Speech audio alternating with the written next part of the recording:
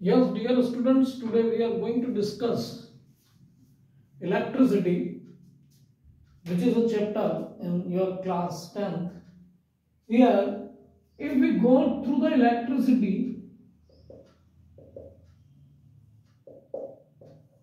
there are two parts if we study electricity. One is electrostatics and another one is current electricity.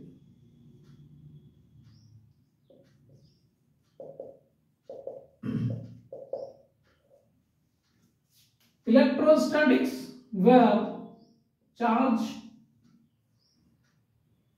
is at rest, and here charge is in motion.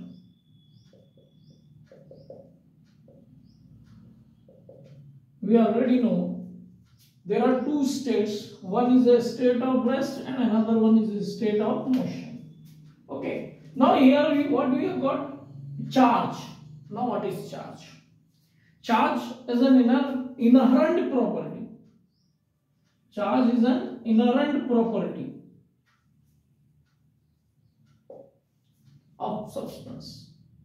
Now inherent property means, if you see, आप देखें कभी आप chair पर बैठ गए किसी plastic chair पर और कोई आके आपको टच करता है तो क्या होता है, उसको थोड़ा सा चार्ज फील होता है और थोड़ा सा झटका सा महसूस होता है, मतलब वहां पर कुछ चार्ज था और उस चार्ज में क्या था उसको हम देखते हैं कि चार्ज क्या है बेसिकली।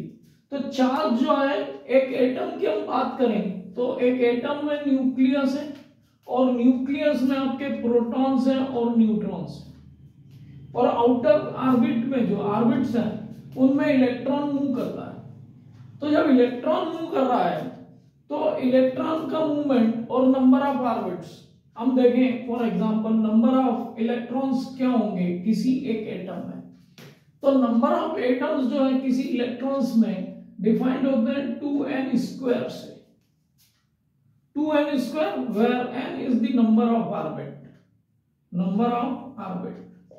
यहां पर देखें कि फर्स्ट ऑर्बिट में कितने इलेक्ट्रॉन्स होंगे, तो आप देखें 2 into 1 square that is 2। Second orbit की हम बात करते हैं तो 2 into 2 square that is 8। Third orbit की हम बात करते हैं तो 2 into 3 square that is 9, 2 the 18 electrons होंगे। इस प्रकार से इलेक्ट्रॉन का डिस्ट्रीब्यूशन है अकॉर्डिंग टू ऑर्बिट। और यहां पर हम जब किसी एक एटम की बात करते हैं तो एक एटम में number of electrons is equal to number of protons होते हैं। मैं इसको E+ से बताऊंगा प्रोटॉन्स को।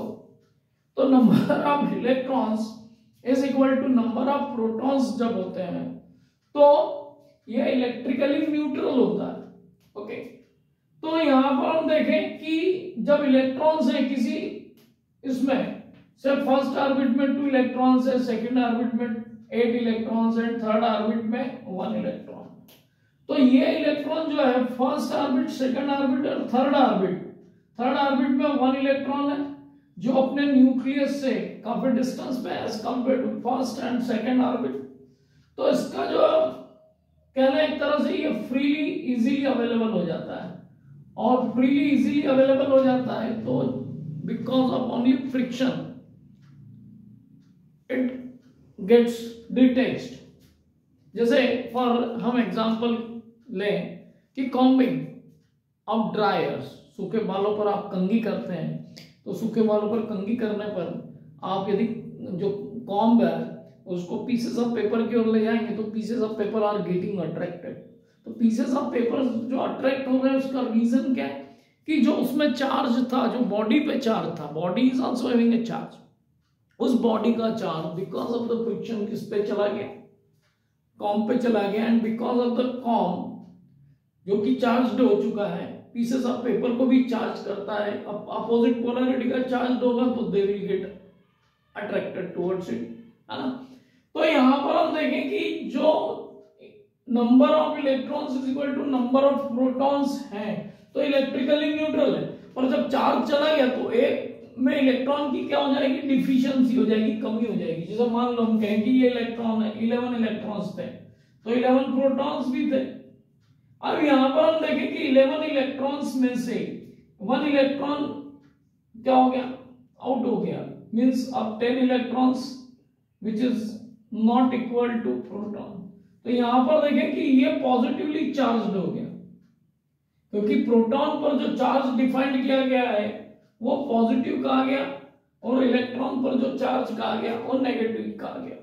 तो जो चार्ज जो मिल रहा है हमको, it is because of only electrons if they are going out, तो हम कह सकते हैं यहां पे कि गेनिंग ऑफ इलेक्ट्रॉन्स और लॉसिंग ऑफ इलेक्ट्रॉन्स, ये आपको क्या दे देगा, चार्ज दे देगा। मतलब किसी सब्सटेंस में, किसी मटेरियल में से इलेक्ट्रॉन्स का, या तो ये दोनों लॉसिंग ऑफ इलेक्ट्रॉन्स, लॉस किया, अब इम्बैलेंस हो गया, एक आपका नेगेटिवली चार्ज हो गया, नेगेटिव चार्ज बाहर की ओर चला गया तो पॉजिटिव चार्ज हो जाएगा, और इलेक्ट्रॉन इंसर्ट हो गए मींस नंबर ऑफ इलेक्ट्रॉन्स बढ़ गए तो वो उसको बना देगा पॉजिटिवली चार्ज। इसका उल्टा हो गया, मान लो आपका 12 इलेक्ट्रॉन्स हो गए, फॉर एग्जांपल 11 प्रोटॉन्स है, now it is negatively charge, means excess of electrons जहां पर हो गया वो नेगेटिवली चार्ज हो गया, और एक्सेस ऑफ प्रोटॉन्स तो होगा नहीं, बट हम यहां पे किसको रिड्यूस कर सकते हैं, ओनली इलेक्ट्रॉन्स को वी कैन, क्योंकि ये जो न्यूक्लियस है, इस न्यूक्लियस में प्रोटॉन्स और neutrons they are strongly bounded, और this force is known as nuclear force. तो उसमें हमको अभी जाना नहीं है, हम फिर से आ जाते हैं यहाँ पर। इन दोनों के बीच में जो फोर्स लग रहा है वो इलेक्ट्रोस्टैटिक अट्रैक्शन है, और इलेक्ट्रोस्टैटिक अट्रैक्शन के लिए जो फोर्स दिया गया वो कूलम्ब्स ने दिया, तो उसको भी हम डिस्कस करेंगे। तो यहाँ पर हम सिर्फ अभी ये समझ रहे हैं कि चार्ज जो है it is because of either gaining of electrons और लॉसिंग ऑफ इलेक्ट्रॉन्स। अब चार्ज के लिए हम देखें तो चार्ज की अपनी एक प्रॉपर्टीज है, तो चार्ज जो हो गया आपका is an inherent property because of excess of electrons, either it is gaining electrons तो चार्जिंग आ रहा है, और लूजिंग ऑफ इलेक्ट्रॉन्स तो चार्ज आ रहा है, और losing of electrons positively charge कर रहा है और gaining of electrons negatively charge कर रहा है, क्योंकि इलेक्ट्रॉन जो है इट हैज नेगेटिव चार्ज, और एक इलेक्ट्रॉन पर कितना चार्ज होता है इसकी हम बात करें तो वो होता है आपका 1.6 into 10⁻⁻19 कूलम, और सिमिलरली प्रोटॉन पर भी, एक प्रोटॉन पर भी 1.6 into 10⁻⁻19 कूलम चार्ज होता है। तो दोनों के चार्ज की क्वांटिटी इक्वल है ना, इसकी एसआई यूनिट जो है चार्ज की कूलम है, ठीक है, तो दोनों पे इक्वल अमाउंट ऑफ चार्ज है, तो ये इलेक्ट्रिकली न्यूट्रल है। ओके, तो यहां पर हम देखेंगे चार्ज की जो इनहेरेंट प्रॉपर्टी, तो चार्ज जो है पॉजिटिवली चार्ज, पॉजिटिव हम इसको ऐसे कर रहे हैं, like poles repair,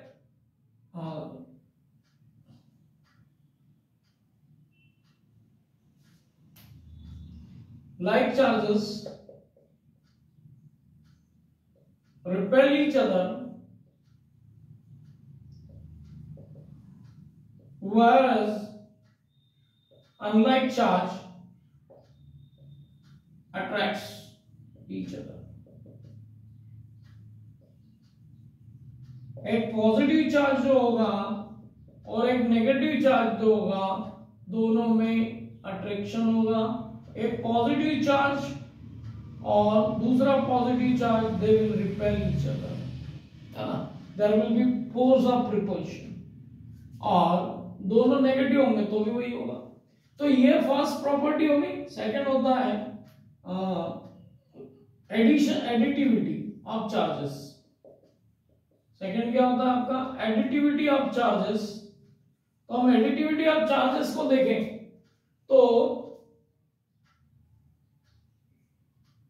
if we talk about a system, here we are having a positive charge that we will represent it by Q1, यहाँ पे Q2 चार्ज है, यहाँ पर -Q3 चार्ज है, यहाँ पर Q4 चार्ज है प्लस का, और यहाँ Q5 charge.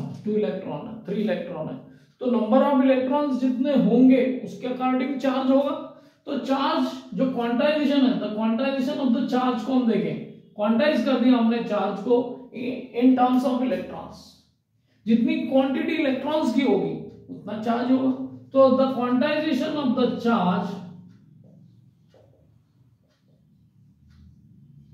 on any system is the integral multiple of the charge on electron। तो यहां पर देखिए हमने कहा भी 1 इलेक्ट्रॉन है 100 इलेक्ट्रॉन है, तो क्या होगा 100 इंटू आप ई कर दें, 100 इंटू ई आपको क्या दे देगा, टोटल चार्ज दे देगा। तो जो क्वांटाइजेशन हो रहा है, if you assume Q is equal to N into e, e क्या बता रहा है, ये हम करते आ रहे हैं, ई की वैल्यू आपकी आ गई 100 into 1.6 into 10 raise to the power minus 19 coulomb.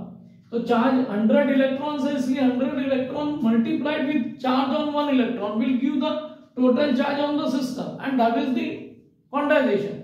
तो यहां पे हमने कहा भी n जो है, n is the number of electrons और e क्या है आपका, charge on 1 electron, charge on the electrons, और वो हमको पता है 1.6 into 10 raise to the power minus 19 coulomb. तो इस तरीके से हम क्वांटाइज कर सकते हैं किसी चार्ज को, किसी सिस्टम पे चार्ज को। If we know the number of electrons on any system we can determine the charge on that system, ठीक है। तो Q is equal to N into e हो जाएगा। और फिफ्थ जो है आप देखें तो जो चार्जेस है, that the force of attraction और repulsion that we can calculate with the help of Coulomb's law, Coulomb's law,